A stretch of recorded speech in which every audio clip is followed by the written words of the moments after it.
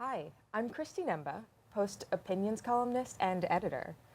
This week, a funeral service was held for Eric Garner, a 27-year-old activist who died 2 days before the new year after a heart attack. She was the daughter of Eric Garner, the black Staten Islander who died at the hands of a white police officer. And his last words, "I can't breathe," have galvanized the police brutality movement. After Erica's death, her team made a controversial request that only black journalists request comment. Over the weekend, I wrote about the debate, and there was conversation. Here to talk with me about the request and its implications for newsrooms are Joanne Armeo, an editorial board member at The Washington Post and former assistant managing editor of the Post's Metro section, and Post reporter Eugene Scott, who writes about identity politics for The Fix. So I think we should just get right into it, honestly. And I'll start with you, Joanne. Congratulations. Do you think that her request was justified, and should newsrooms acquiesce to this sort of request from subjects? Well, I don't know if I want to use the word justified, because I want to say at the outset that I cannot possibly imagine or place myself in the position of what this family is going through or what she went through.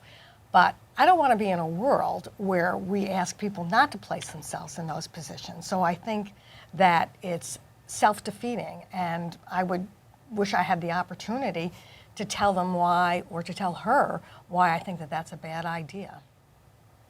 What about you, Eugene? Yeah, I mean, I think that is not even the most important question in that moment. This is a family who just endured significant trauma a couple of years after enduring trauma previously. If the mainstream media or even alternative media's focus is to get a story because they view it to be a public service, and that's their request, considering the number of requests that they could make, just simply ask the black person in your newsroom to contact them. The bigger problem is if your newsroom does not have a black person to get the story, then that is something that you need to deal with even beyond this specific incident. Right. So the actual wording of the request was, it was sent as a tweet from Erica Garner's account, which was being managed by her political director while she was in a coma. The tweet said, "Out of respect to Erica, please do not request comment if the journalist is not black." And so I think it's actually interesting to think about why she made that request in the first place, right? And so I wrote about it in my piece, and I talked to Reggie Harris, who wrote that original tweet. He was her political director. And part of it was, it was not meant to be sort of like a racist or divisive act. Part of it was just kind of the continuation of Erica's own activism, the idea that black people and minorities need to have their voices heard, and going forward and promoting those voices in a time when, yes, minorities are a minority in the newsroom, and often those are stories that don't get told or are told by other people. And then, yeah, as you were saying, there was just the question of there was so much comment around her death. There were so many requests. This happened the day that she passed away. And I think they had been burned in the past by insensitive reporting. When Eric Garner himself died, there were pieces from the New York Post and other places that kind of either accused him of his death being his own fault, just really kind of terrible writing from people who were not sensitive enough about the situation. And so I can kind of see why that request was made. And then there was also, I think, a power question too. Who tells your story? You have sort of one shot to get the story right.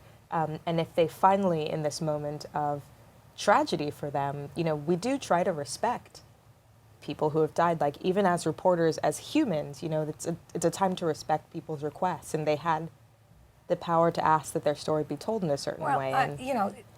Private citizens are under no obligation to talk to the press, and it's up to them. And so I'm not going to get on my high horse and say that, that they absolutely needed to do that.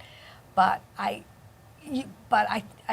should go back to the word self-defeating. I think that you want to have a situation, and as someone who has hired reporters and assigned reporters, one of the qualities that you want is someone who has empathy, someone who's able to place themselves into another person's shoes.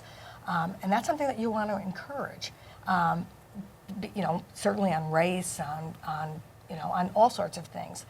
And one of the things in reading your really fine piece, which got me thinking, but one of the things that I thought about was that I sort of had the same kind of response that I had when John Kelly in the White House briefing room said only people who have lost, loved ones in the line of service in the military can ask a question.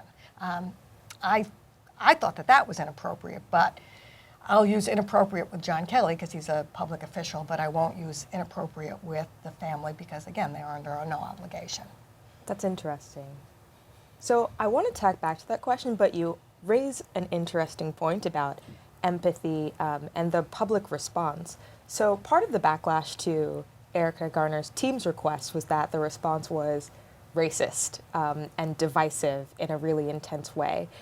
There was just a lot of backlash, and I kind of wondered where exactly that backlash was coming from. Would they have gotten the same backlash if, say, or would a request like that get the same backlash if, say, it was a female rape victim who only wanted to talk to female reporters, or even a religious figure died, say, and that representatives from that faith asked that somebody who was familiar with that faith cover the piece. Eugene, I think you had some thoughts on that. Actually. Yeah, I used to be a public safety reporter, and so I know what it's like to feel like you have to interview a woman after a crime has taken place or some other incident.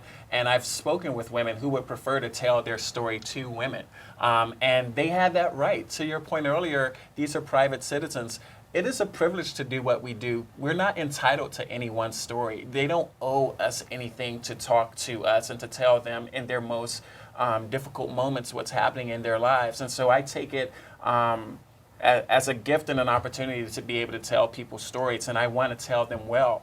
One of the reasons why Garner's team made their request is because there are other journalists who have not taken this opportunity as a privilege and handled things with sympathy and with empathy. When you talked earlier about a level of, compassion perhaps in which we go about telling people's stories, perhaps there needs to be more training in newsrooms about how to tell stories from communities that have been historically marginalized and disadvantaged and, quite frankly, disrespected by the media. And that's what I think things we're really getting to. To your point earlier, this is a family who's had their stories told incorrectly and unfairly and without respect for several years. And I imagine that they are very aware of who told their story best and who told their story worse.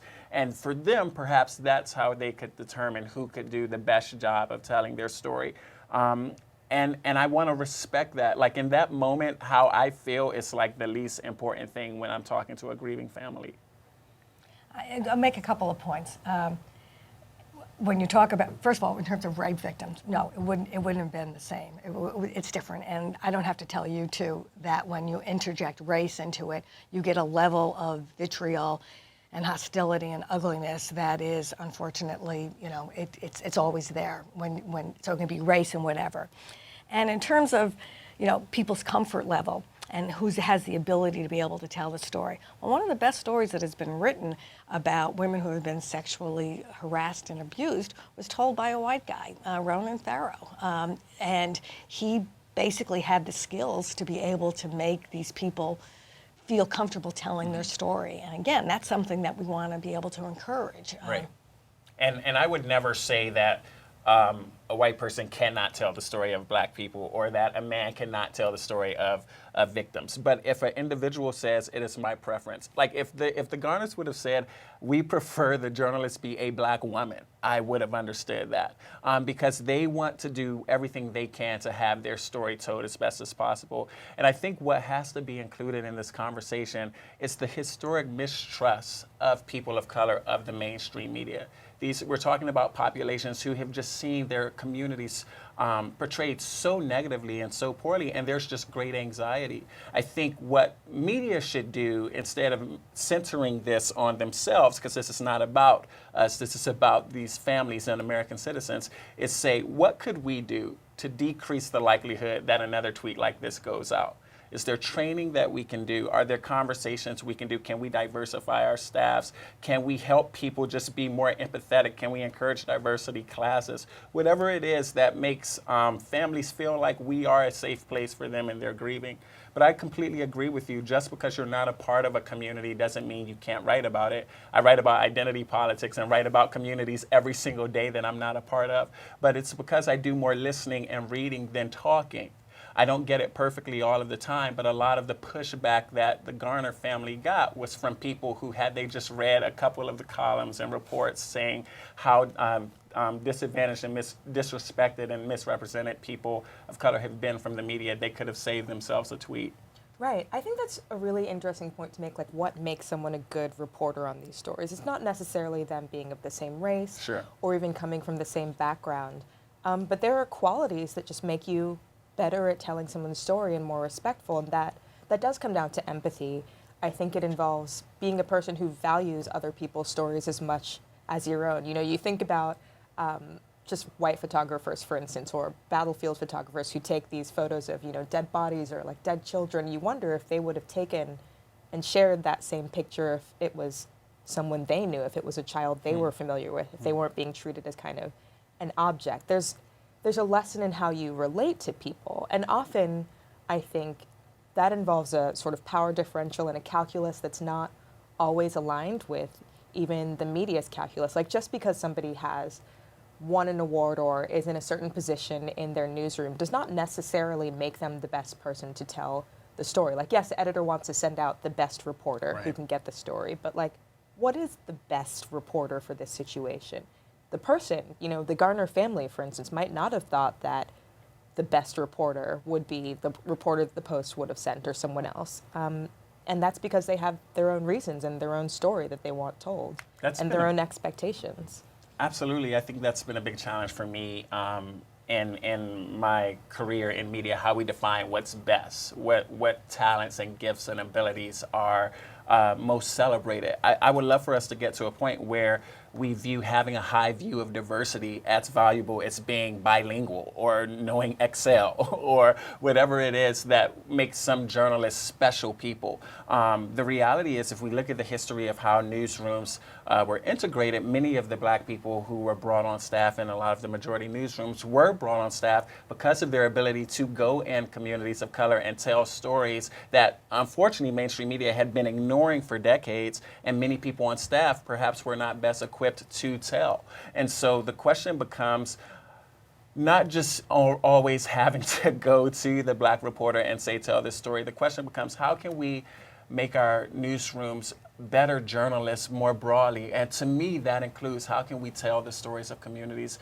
that we aren't a part of and that historically we've done a poor job of telling the stories of?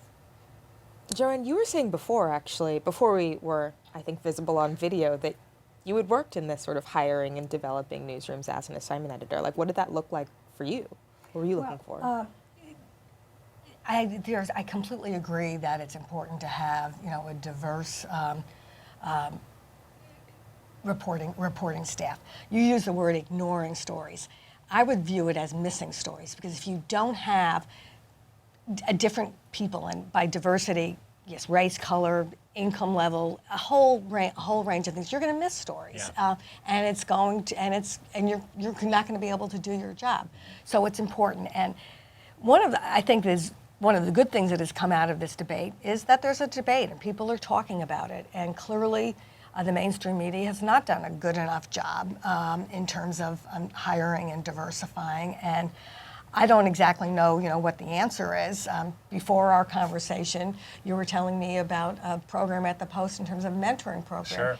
Things like that, Yeah. I think, are helpful and good and positive, and those, I think, are much more promising than saying that then only certain people can cover certain kinds of stories because we're going to pigeonhole people.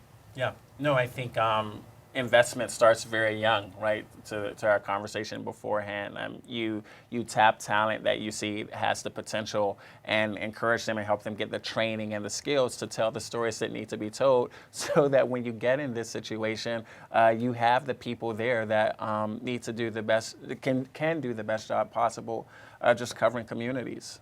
I think that's what I think that's what everyone ultimately wants. I think people from marginalized communities want to see their stories told. They just want to see them told well.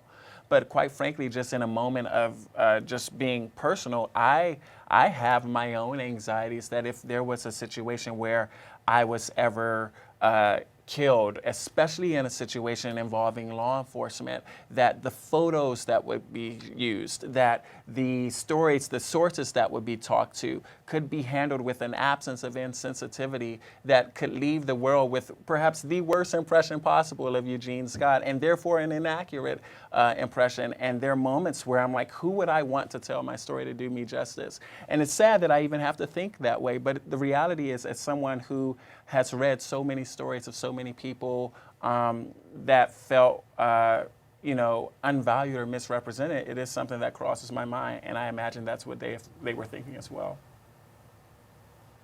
So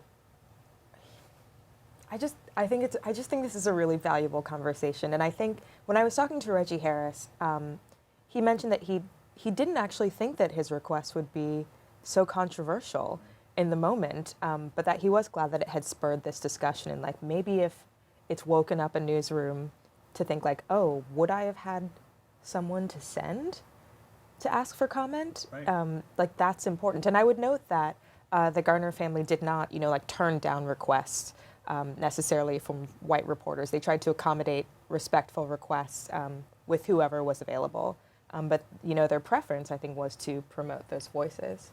And I don't place too much emphasis on reporter, because one of the things is that it's currently possible that a black reporter could be sent out, but there could be an insensitive white editor who's basically going to have their last hands on the copy. So it's important that you have, the sensitivity and diversity on all kinds of levels. And I do want to point out that these are horrible, horrible situations for families. And there are some times when a request from a reporter or how a reporter conducts themselves strikes a family as insensitive or horrible. And it's not because of anything that the reporter did. Right. It's because of the terrible situation that they're in.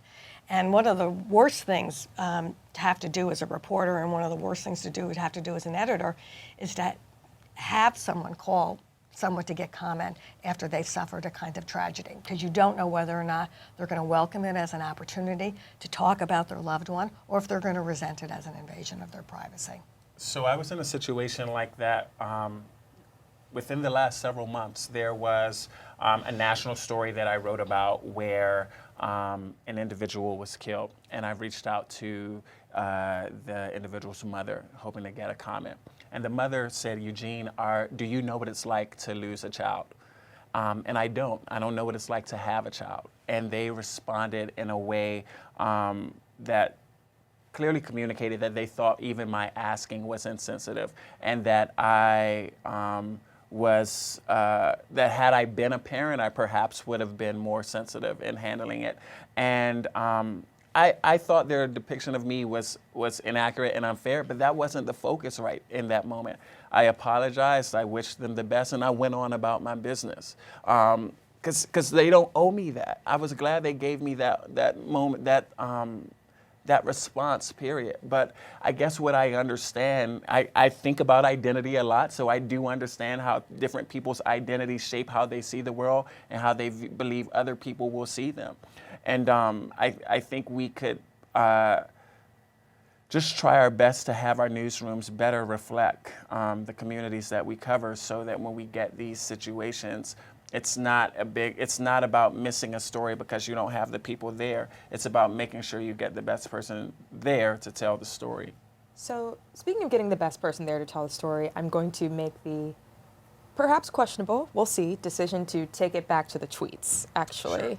Sure. Because there were some really interesting responses to the requests and responses to that article that I wanted to get your thoughts on. And one, actually to your point about getting the best reporters, from Stephanie, who's at City Food Prof.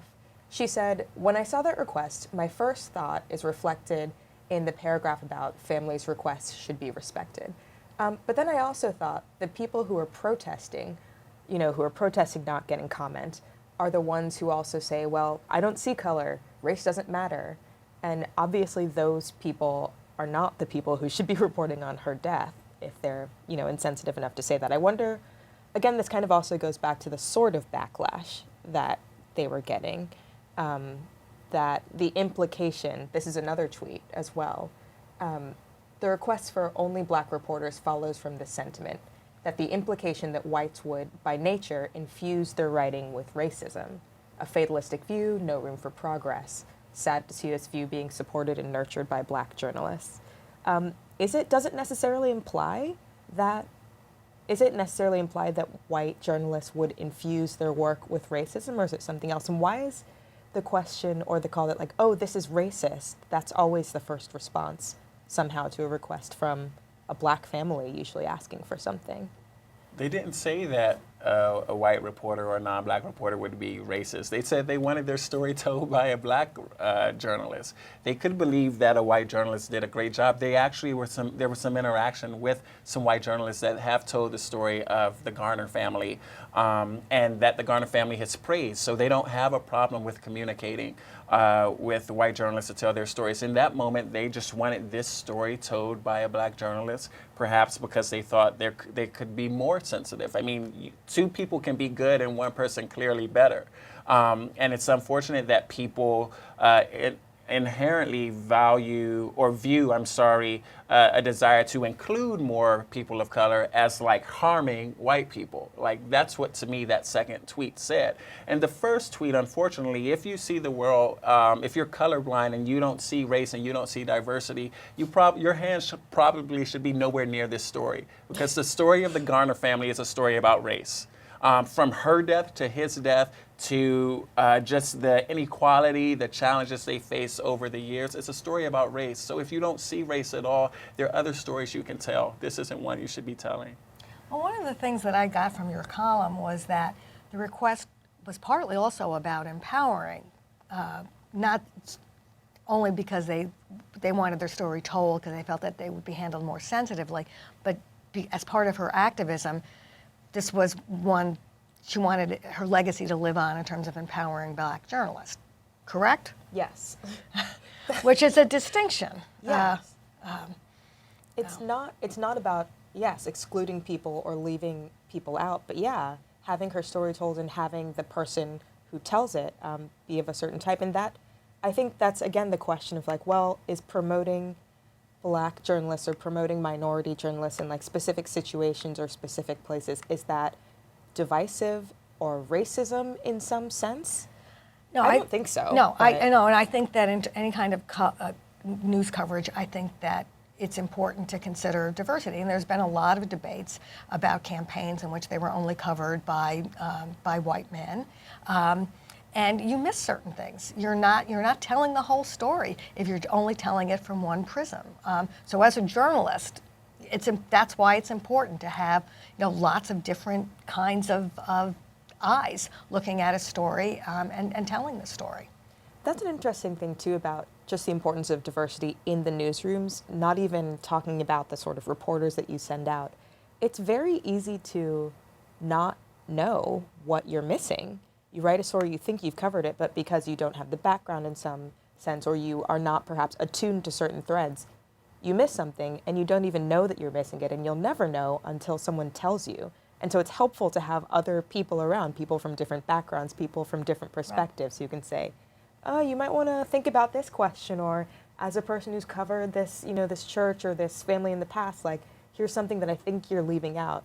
And when you don't have a diverse newsroom, even if you think you have the best reporters, inevitably stuff just flies by. I tell the story of once when I pitched a story around holidays, around Thanksgiving, about how it was hard for women because they have to, do their jobs, and then they go home at night and have to stuff the turkey and peel the chestnuts and all that kind of thing. And all the men in the room thought that I was absolutely, crazy for pitching this story. But it's a story that really resonated with a part of the population. And so that's one of the reasons that you want to have different kinds of voices and things. That's part of the story of the 2016 election, right, in the failed coverage, that many people in newsrooms, especially in elite newsrooms, whatever that means, do not come from many of the white working class communities that rallied behind Trump. And therefore miss that story. I think what's also true is that many of the people in these newsrooms don't come from the working class communities of color that had significant negative responses to the Trump campaign and continue to. And quite frankly, when I think about what's lacking most in newsroom diversity, I tend to think about socioeconomics first, because it really does prevent us from telling so many stories. And so if the Garners said we want someone from a blue-collar working class community because they come from a police family from Staten Island, I think I would have understood that. And I guess I'm bringing my story and my understanding to the table as someone who grew up looking at the news and didn't see my story reflected. And I understand the urgency that people have who would like to see images of themselves in the media. So one more comment from Twitter, a comment on Periscope by @BlackChristian. And he says, whiteness is such a de facto baseline that any challenge of it is met with hand-wringing. I find that line interesting, the baseline, like what is the average person? What is the default? And yeah, it is often, I think, people of a certain color and people of a certain background. And what are the challenges that presents for coverage? I don't know, I'm going to ask you answer Yeah, that one. no, I mean, I definitely that agree. over. I think in many situations we view whiteness as normative in terms of what the standard is and how we view the world. I write about faith in politics quite a bit, and I very often write about white evangelicals, and I often get pushback saying, Eugene, why do you have to say white evangelicals? And I say because there are evangelicals who are not white. And they believe differently, and they poll differently, and the data says differently. And most of the people I say that to have never even fathomed the possibility that there could be people within their tribe who look differently and who think differently ethnically, because when they think of evangelical, they think of white. And I think we think of that also in terms of maybe some other industries and other nationalities and other worldviews. And I think what we can do to help dismantle the idea that whiteness is normative or the only thing that exists is put people before people who are not white. Including journalists, including people in politics, including people of faith.